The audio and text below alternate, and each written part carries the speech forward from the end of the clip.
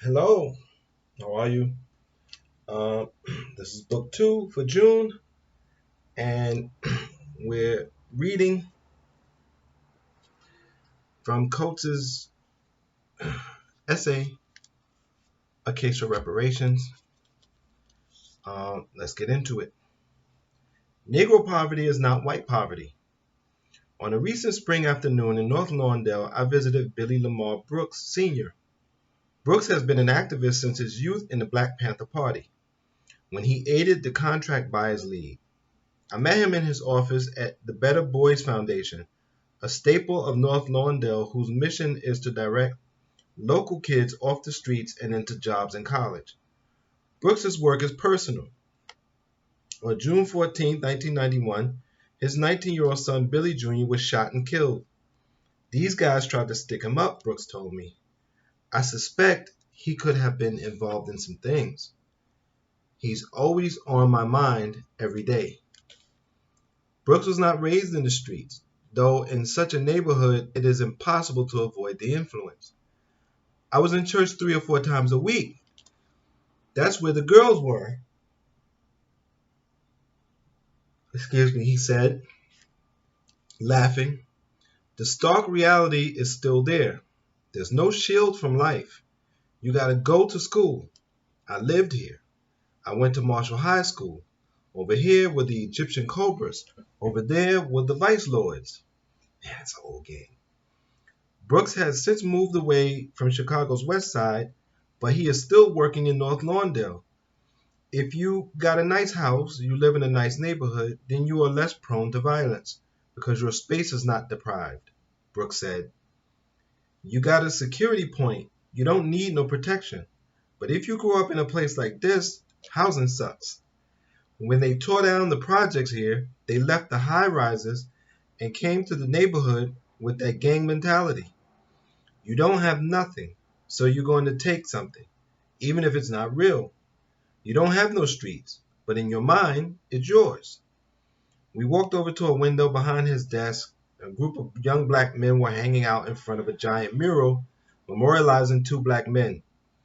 In loving memory of Quentin, aka Q, July 18, 1974, in a heart, March 2nd, 2012. The name and face of the other man had been spray painted over by a rival group. The men drank beer. Occasionally a car would cruise past, slow to a crawl, then stop.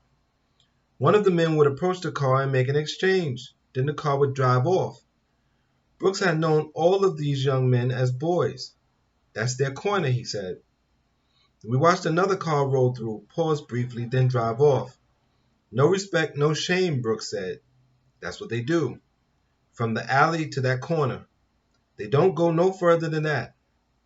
See the big brother there? He almost died a couple of years ago.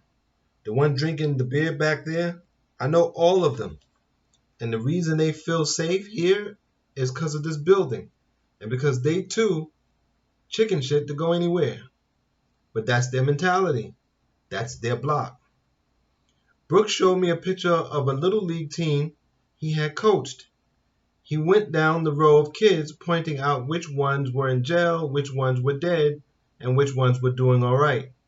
And then he pointed out his son. That's my boy Billy, Brooks said. Then he wondered aloud if keeping his son with him while working in North Lawndale had hastened his death. It's a definite connection because he was part of what I did here. And I think about maybe I shouldn't have exposed him, but then I had to, he said, because I wanted him with me. From the White House on down, the myth holds that fatherhood is the great antidote to all that ails black people. But Billy Brooks Jr. had a father. Trayvon Martin had a father. Jordan Davis had a father. Adhering to middle-class norms has never shielded black people from plunder.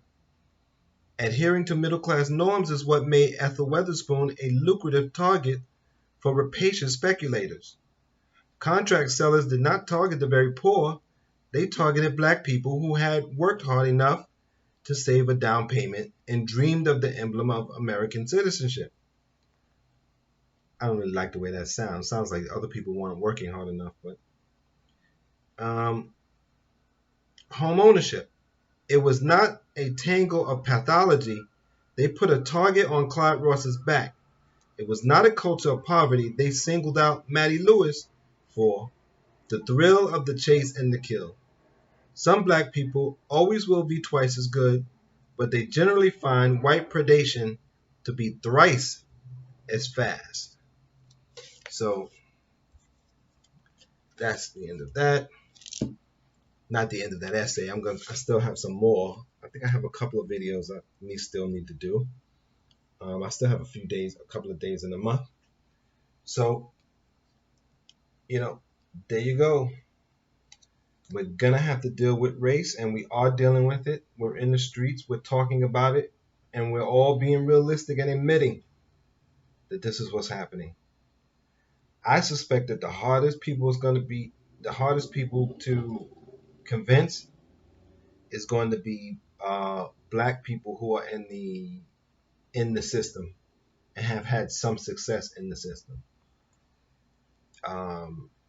because they believe because the system gave them a little something that it's worth something, not knowing that if we develop a new system, they could probably have even more if they want it, and that's a whole nother topic. Until next time, I thank you for your support, and I say please take care of your mind, take care of your body, and be safe.